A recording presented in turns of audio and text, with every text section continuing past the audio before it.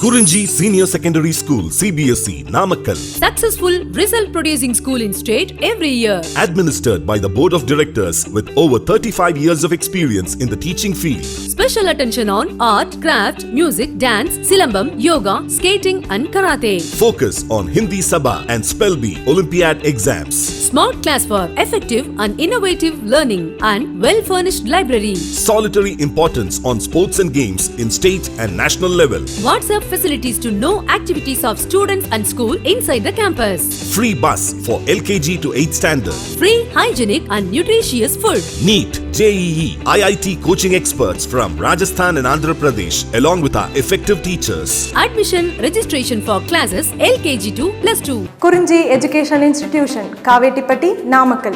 Admission in progress. CBSE, KG to 12, contact 9025895176. Metric 6 to 12, contact 9344567484. For online admission, log on to www.kurinjischoolnkl.in. Hi students, now in this video we are going to discuss microbes in production of biogas, and one more is small information regarding how these microbes we can use for the controlling of disease causing organisms, pathogens. So that information also in this video I am going to give you. So two informations or two concepts, one is in production of biogas and one more is so how these microbes we will use in controlling of microorganisms or disease causing organisms. Come, let us have a look on this. Hi students, now we are going to discuss regarding microbes in production of biogas. Biogas production now. Biogas. So biogas is nothing but the mixture of gases containing predominantly methane. So don't forget in biogas. So in a biogas mixture, no, what is the thing we are observing? Predominantly we are observing the presence of methane. So now here what is the point? The mixture of gases containing predominantly methane produced by the microbial activity. Don't forget one point. So means how this methane production we are observing? Because of the microbial activity which may be used as fuel. So this particular methane, so we can use it as a fuel. Don't forget. So biogas is a mixture of gases. Biogas is a mixture of gases, so that one containing predominantly methane produced by microbial activity which may be used as fuel. Next one, microbes produce different types of gases. So here microbes produces different types of gases and products during their growth and metabolism. So definitely during their growth and metabolism, definitely microorganisms produce different types of gases. Don't forget. So here all kind of microbes will not produce the same kind of gas. So depends on the type of microbes, the definitely gases composition also will varies. So thereby that point once you see there, microbes produce different types of gases and products during their growth and metabolism. So while growth and metabolism process going to be taken place, at the time microbes produces different types of gases. Next one, the type of gas produced. The type of gas produced depends upon the microbes and organic substances they utilize. So what is the point? So here the type of gas produced. So means what is the type of gas is going to be produced? That is mainly means the type of gas mainly depends upon the microbes and organic substances that we are using. In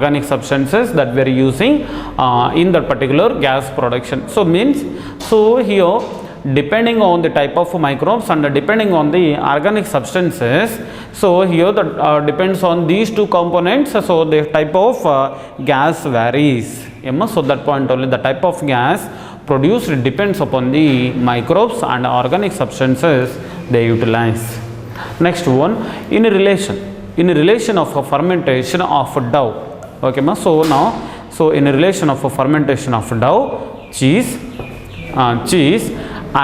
making and the production of beverages, the main gas produced is CO2. One more time you see there. So this point previously we have learned, that is in relation of a fermentation of dough. So mummy, while preparation of idli and dosa preparation for that, mummy will keep dough for fermentation. At the time we have observed the release of CO2 gas we seen as well as in a cheese making. So Swiss cheese, in for example, if you take a Swiss cheese, there we have observed very huge quantities or that very large holes we have seen now. So there, and one more is in production of beverages also. In production of beverages also we have seen the which one release of CO2 gas we have seen now. So means here in relation of fermentation dough and cheese making and in production of beverages, the main gas produced is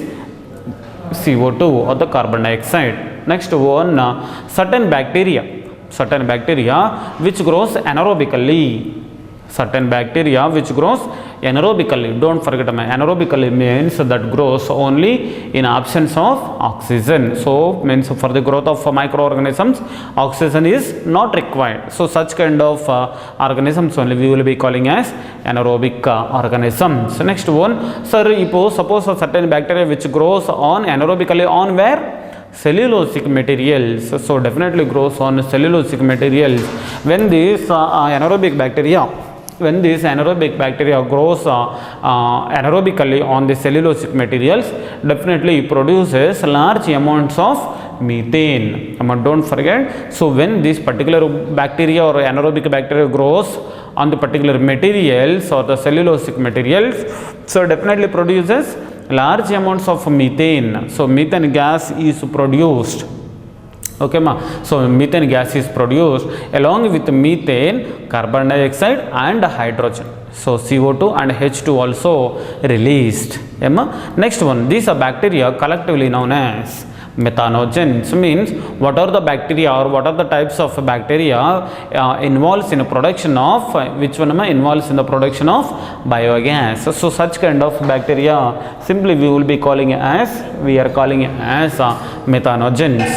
Don't forget. So methanogens are definitely involves in the production of biogas. Next one, for example point of view, methanobacterium. So methanobacterium, there two types of bacterial members we can observe. First one is Methanococcus and one more is Methanobacillus. So Methanococcus and Methanobacillus both are best examples of methanobacterium. Don't forget this particular point also is important. So NEET examination point of view, chance is there to ask these kind of questions. Methanobacterium. So methanobacteriums are two different types are there. One is coccus and one more is bacillus. Now, so these bacteria are collectively commonly found in anaerobic sludge. So here anaerobic sludge we have seen now. So which one in a sewage treatment? So in a secondary treatment, after activation, after formation of activated sludge, that one we are sending into the anaerobic sludge digesters. So during sewage treatment now there, so what is the type of microorganisms we can find out means methanogens are present.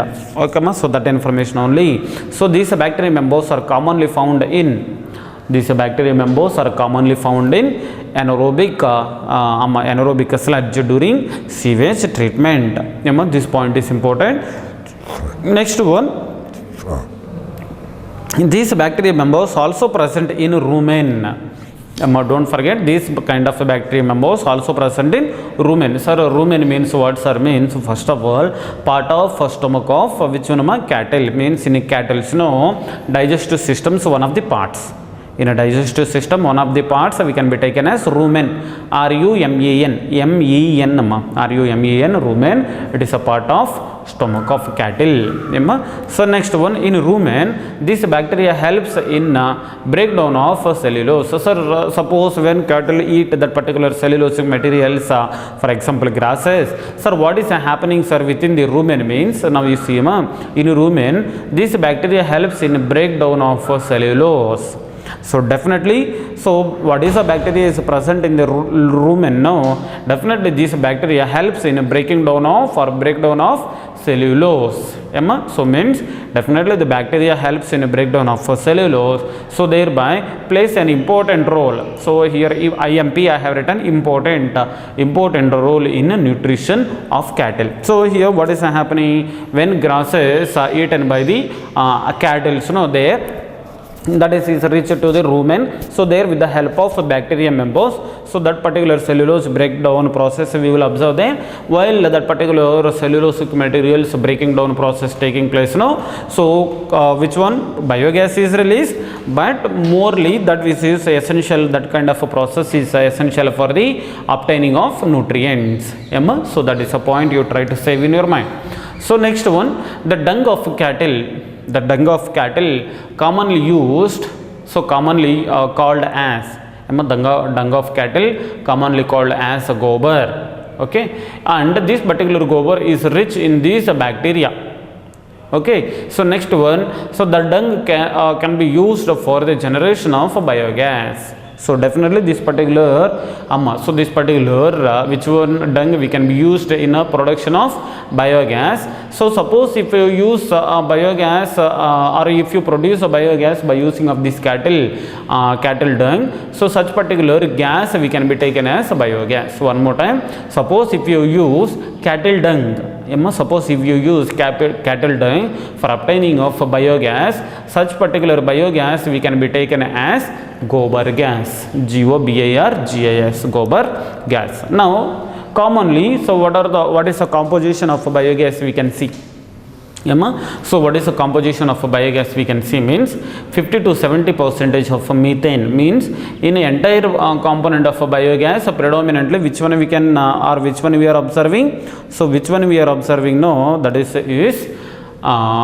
methane, predominantly methane we are observing. Next, that is the component percentage also 50 to 70% of methane we are studying, and 30 to 40% of carbon dioxide we are studying. Next one, 1 to 5% of hydrogen we are observing. Along with these three components, when very minute quantities, means very traces of oxygen, nitrogen and H2S also we are observing in composition of biogas. Don't forget, in composition of biogas 50 to 70% of methane, 30 to 40% of carbon dioxide and 1 to 5% of hydrogen, and traces amounts of oxygen, nitrogen and hydrogen sulfide we are observing in the composition of biogas.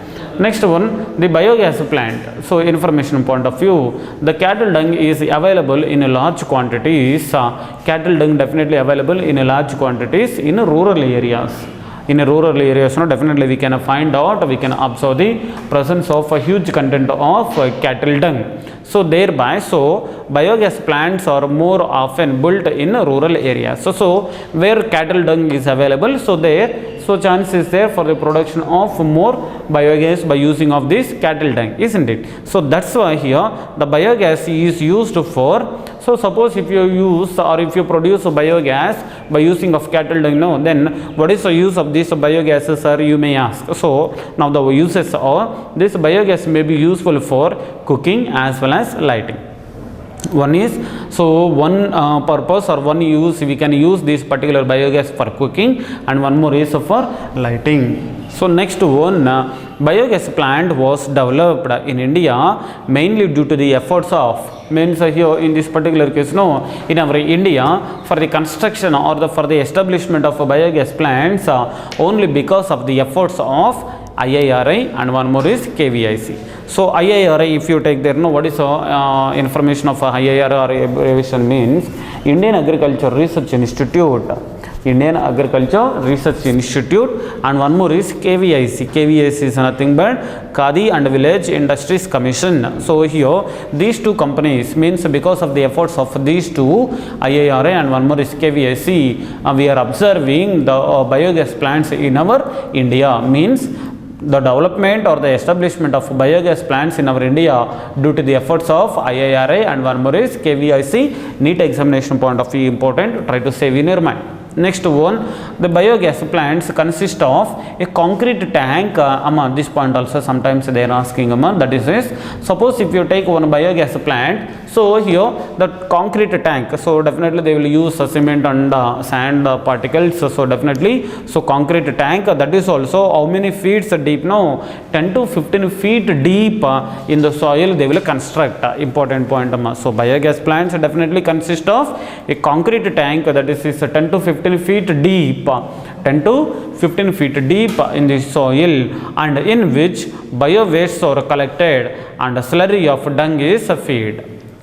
Okay, means in that particular deep containers, so what are the things we will keep there? Bio waste. So bio waste we will keep, and we will collect those bio waste and we will place there, and a slurry of dung. So slurry of dung and means once you see the diagram, I have written slurry means the composition of water with cattle dung we can be taken as slurry. Slurry or the slurry of dung is feeded in that particular container. So thereby what will be happen now, when we will be keeping one particular covering over there, so automatically after a few days onwards we can start to observe we can observe the release of biogas. Next one, the spent slurry is removed, means after completion of production of a biogas, once you see there in diagrams, so initially what is the thing? Cattle as well as cattle dung and water we will mix here in this container, so that particular thing only we will be calling as a slurry. Now that particular entire cattle dung we will be sending into the digester. So one link is there, you see there. So there we will be sending into the digester. So after few days what is happening now? Gas production we can observe there. That particular gas, what is the gas is released in the digester, that is stored in the gas container exactly at light. So gas container is there. Later whenever we need it, so that one by switching on the wall, one particular wall, now we can use this one for two purposes. One is lightening and one more is cooking point of view. Next one, after completion of work means, so this particular cattle dung here we have used in a digester. After production of biogas from this cattle dung, no, so that one we will remove it out. So how we can remove it out, sir, from the digester means, how we can remove from the digester means, so by taking off so that one, so we will remove as a sludge. Okay, so means, so spent slurry, the spent slurry only we will be using as, or we will be calling as a sludge. So now this one, so this spent slurry is removed through the another outlet. So another outlet is there, this is another outlet, so may be used as fertilizer. Means here after digestion of this particular dung we will remove from this digester as a sludge. This particular sludge now we are using as fertilizer. This particular fertilizer. Later, now this is a small information regarding which one? Regarding biogas plant. Biogas, or how we will produce the biogas. Information regarding the biogas is that. Next one, next small concept, that is microbes as biocontrol agents. Microbes as biocontrol agents. So now here microbes we can use. So for the controlling of different types of pathogens, so that information only now we will study. Now let us see. So biocontrol refers to the use of biological methods. Means biocontrol is nothing but, which one, sir, means is nothing but use of biological methods. So suppose if you use biological methods for controlling of plant diseases and pests, for controlling of plant diseases as well as a pest. Suppose if you use biological methods, suppose if you use biological methods for the controlling of which one, plant diseases as well as pests. So such kind of information we can be saved, or we can be taken under microbes as biocontrol agents. Next one, increased use of chemicals and fertilizers. So suppose if you use any kind of chemicals or the fertilizers, so definitely they will pollute it. So definitely have polluted our environmental conditions. So for example, soil as well as water will be polluted because of the usage of chemicals or fertilizers.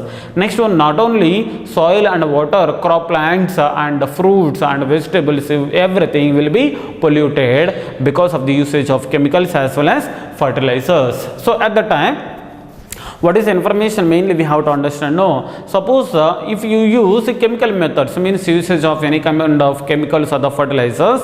Suppose chemical methods may kill. Okay, so here chemical methods kill both useful organisms as well as harmful organisms or harmful living organisms indiscriminately. So it will not separate. So which one wanted and which one is not wanted or not required. Likewise, it will not see.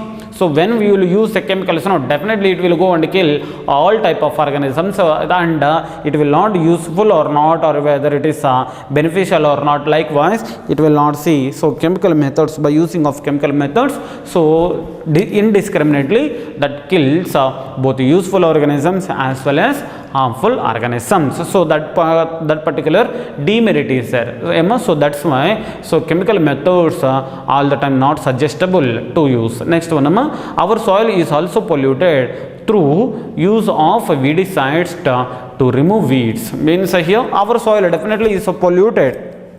Definitely soil will be polluted. So if you use weedicides, suppose if you use weedicides for killing off or for removal of weeds, so definitely our soil is polluted. Sir, here chemicals we should not use. Next one, and different types of weedicides we should not use. Fungicides, bacterialicides, everything you are saying we should not use. Likewise, then what is the method we have to follow, sir, for killing off pathogens which causes diseases as well as pests? So what is the thing we have to use? Now let us have a look on that. Now organic farmers believe that eradication of creatures. Organic farmers believed that what they have believed that eradication of creatures means killing. Eradication of creatures disturbs the web of interaction between the flora and fauna. So means likewise our organic farmers what they believe, suppose if you use chemical methods or the fertilizers or any kind of weedicides, pesticides or bacterialicides, fungicides, if you use like that, so definitely that may kill the different types of creatures, that may disturb the web interaction between the flora and fauna. So I hope you understood this point. Means likewise, therefore that's why what we have to do, a holistic approach. Holistic approach means, once you see there, involving biological agents is being used for the controlling of agricultural pests. So that's why in a holistic method generally what we will do is, in a holistic method we will use biological agents. So definitely we will use different types of biological agents for killing off or for the controlling of agricultural pests. So means for the killing of agricultural pests. So definitely, so what we will use means definitely we will use different types of biological agents. Don't forget. Now let us see a few examples. Few examples of biocontrol agents. So first one is ladybird. Let us use. So by using of ladybird, so how we can control the disease causing organisms? Now let us see. First one is ladybird. This particular ladybird is beetles or with red and black markings. So this particular ladybird, examples there, beetles, so with red and black markings. So these are all useful for the controlling of aphids. So definitely some kind of aphids causes some kind of or acts as pathogens or at the time so that may kill the particular plants. At the time what is happening now for killing of these aphids, so ladybirds we are using. So means ladybird we will use for the killing of aphids. So NEET examination point of view important. So try to save this point in your mind. Later one more example, dragonflies. So dragonflies now we can use for the controlling of mosquitoes. Means once you see there, so without usage of any kind of chemicals or without usage of any kind of weedicides, fungicide, bacterialicides, just we are using organisms for the killing of organisms again. A point you understood or not? Means this particular ladybird we are using for killing of aphids. Later dragonflies we are using for killing of mosquitoes. Don't forget these 2 points, NEET examination point of view important. Later one more example is there, that is bacterium. This one already I have given explanation in biotechnology and its applications. There I have explained very clearly. So now just I will explain within 2 lines. That information is the bacterium Bacillus thuringiensis. One more time try to say along with me. That is bacteria name is Bacillus thuringiensis, is useful for the controlling of butterfly caterpillars. So now if you would like to kill the butterfly caterpillars, sir, how I can kill the butterfly caterpillars means, so definitely you can use Bacillus thuringiensis. Bacteria you can use for the killing of butterfly caterpillars. So sir, here how I can bring this thuringiensis spores or the bacteria means. So here what is the information now I can give through my voice, you try to get. So these Bacillus thuringiensis spores are available in market. So that one you try to mix in water. Later when you will spray on the particular plants. No, for example our textbook point of view, they have given 2 different types of plants. One is fruit yielding plants and one more is vulnerable brassica members. When you will use these spores or spray these Bacillus thuringiensis spores on the fields, so that particular information unknown by the butterfly caterpillars. So these butterfly caterpillars invade on that particular crop. When that particular butterfly caterpillars are trying to eat that particular leaves, automatically Bacillus thuringiensis spores enters into the gut of the butterfly caterpillars automatically. So Bacillus thuringiensis spores till now they are inactive, but when they reach to the gut of the butterfly caterpillars will activate and eventually kills the butterfly caterpillars. So this information exclusively I have given in applications. Once you open that video and you see there, you will understand clearly. Next one more example, baculovirus. So this particular baculovirus attack the which one insects as well as arthropods. Butterfly caterpillars definitely useful, so for the killing of insects as well as arthropods. Next one, this baculovirus, so it is a species specific. Don't forget this baculovirus is a species specific and a narrow spectrum. Sir, species specific and a narrow spectrum means meaning NSR means. Now once you see in first line, this baculovirus is maybe useful for the killing of or kill of insects as well as arthropods only. No, means suppose in any particular field if you observe any kind of insects or arthropods, definitely at the time you can use the baculovirus. Why? Because this particular baculovirus very effectively kills the, so which one insects as well as arthropods means. So why? Because this overall means here the baculovirus is a species specific and a narrow spectrum. If you would like to kill the arthropods or if you would like to kill the insects, kandipa you can use the baculovirus. Why? Because it has the capability to kill the insects as well as arthropods. So this point also NEET examination point of view important. So try to save in your mind. Now baculoviruses are included in a genus Nucleopolyhedrovirus. Don't forget this point, particular point also NEET examination point of view important. Baculoviruses are included in a genus name is, means here the baculovirus comes under genus name is Nucleopolyhedrovirus. You try to say along with me, Nucleopolyhedrovirus. One more time you try to say along with me, that is Nucleopolyhedrovirus. Now they are desirable. So they are desirable in overall integrated pest management. So here there are in integrated pest management, there are different types of mechanisms or the processes are there, but these baculoviruses are very desirable. We need it. Okay, so desirable or wanted, simple English, we need those things. So definitely in IPM, so integrated pest management means simply we can be taken as IPM programs. Sir, why sir this one we are taking, or why we are giving most important or more importance to these baculoviruses or nucleopolyhedroviruses means reason I have written once you see there. So these are all ecologically sensitive areas. So suppose If you would like to treat in very sensitive areas in ecologically, if you would like to treat ecologically sensitive areas at the time, so here these kind of baculoviruses or what are the viruses comes under genus of nucleopolyhedrovirus, so definitely we can use. So means, so if you would like to treat very sensitive areas, so at the time, so this kind of plant breeding program methods, by use those kind of things, we can kill the disease causing organisms or any kind of harmful organisms. Next one more interesting point is there, once you see there, they have no negative impact on the plants.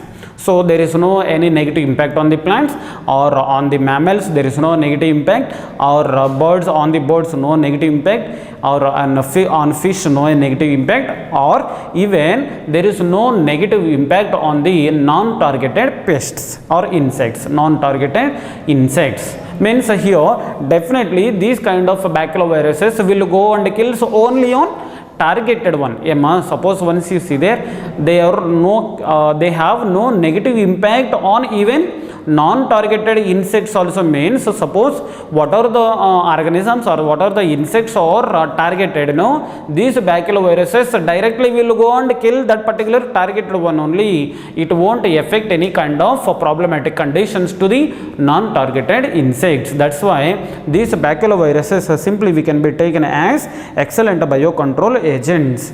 Don't forget, so that point here I didn't write, but these baculoviruses are excellent biocontrol agents. Don't forget. Next, the fifth one is trichoderma. Or number not required. Next example, trichoderma. So what is this particular trichoderma? Fungal members. So that point also I have written here. Trichoderma is nothing but free living fungal members, and it is commonly present in a root ecosystem. Means thereby we can understand this particular trichoderma is associated or present near to the root ecosystem. So they are effective biocontrol agents of several plant pathogens. Exactly. So what are the pathogens killed by the activity of a trichoderma? They didn't give exactly, but so simply what is the information they have given? This particular trichoderma present along with the root system of plants. So thereby, so what is happening? When this particular trichoderma associated with the root ecosystem, definitely controls the different types of pathogens or the activity of, or definitely it can affect the biocontrol agents, or it can act as one particular effective biocontrol agent for killing of several pathogens. So likewise I have given some more information regarding so different types of biocontrol agents. So first one is ladybird, second one is dragonflies I have given, third one Bacillus thuringiensis I have given, later baculovirus, this baculovirus comes under nucleopolyhedrovirus, and later finally now I have given information regarding trichoderma. So this is a small information regarding so microbes in controlling of pathogens, or these microbes as biocontrol agents. These two concepts are very easy as well as very important. Try to watch this video without skip. Thank you.